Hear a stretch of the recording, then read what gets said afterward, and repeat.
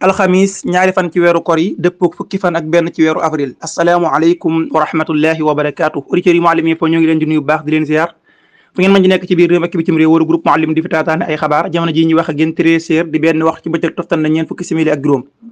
attention entre Israël et l'Iran auditeurs yi Mouhalim Info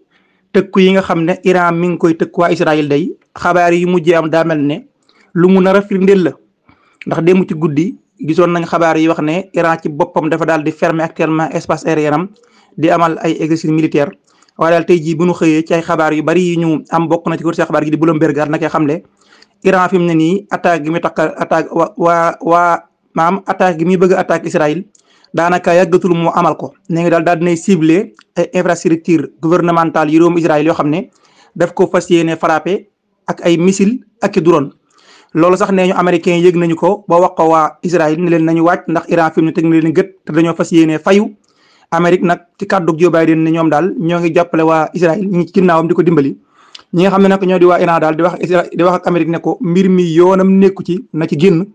ndax ñoom waa Iran kat lañu jàpp mooy Israël la mu def attaqué ambassade bu réewum Iran ca Syrie loolee moo attaqué seen territoire képp la benn la te ki nga xam ne kat moo di Ali Khamenei di ki nga xam ne mooy murshidul ala bu réewum Iran moom daal dafa ni li nga xam ne moom la waa Israël def xalaatu sax ñu koy bàyyi noonu faawu kon daal ñoom daañu gën a kon daañu daal fayu rek ci gàttal l'agence de presse officielle iranienne ñu di ko wax IRNA ñoom koy daan nañuy wax na daal fi mu ne nii dogalub attaqué réewum Israël moom fi mu ne nii Iran jël nañu ko daanaka noppi nañ ci attaqué réewum Iran moom wala boog Iran attaqué réewum Israël moom fi mu ne nii moom jël nañu ko te itam lu mënatul ñàkk la Israël daal wala boog Iran daal faaw daañu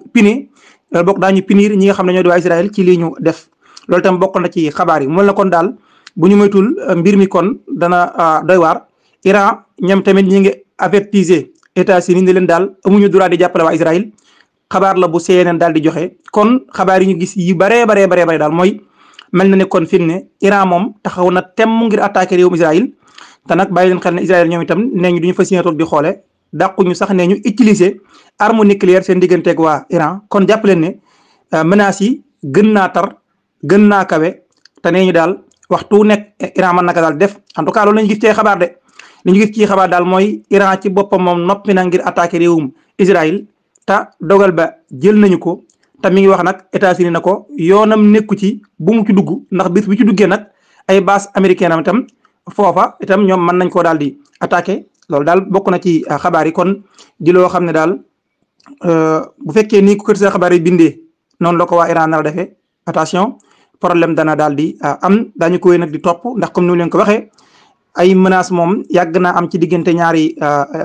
Iran yàgg naa menacé te du def waaye nag bii yoon moom li tax ñu yaakaar na mën naa am dana def mooy kat ñoom faat seen ay militaire ca ambassade bu réewum Syrie daal te ñoom yàggoon nañoo tëkku Israël ci ne ko daal li mu nekk du dakk nee ñu daal attaque massive de l'Iran contre Israël est imminente Joe Biden nag di wane ndimbalam ci ki nga xam ne moo di waa Tel Aviv di kilifa yi réewum Israël ñu daal ñun daañu def lépp luñ man ngir daal di sàmm kaaraange réewum Israël kon auditeurs yi Mouhalim Info xabaar boobu yi nañu ko topp te bàyyi ko xel te itam ñu ngi koy suivre donte nag tey jii moom bis la boo xam ne nag dañu ko fas yéene noppalu ndax xam ngeen ni démb toute la journée ñoo ngi woon ci xabaar yi daanu ci waaye nag dañu koy di ko surveiller daal di ko surveiller wax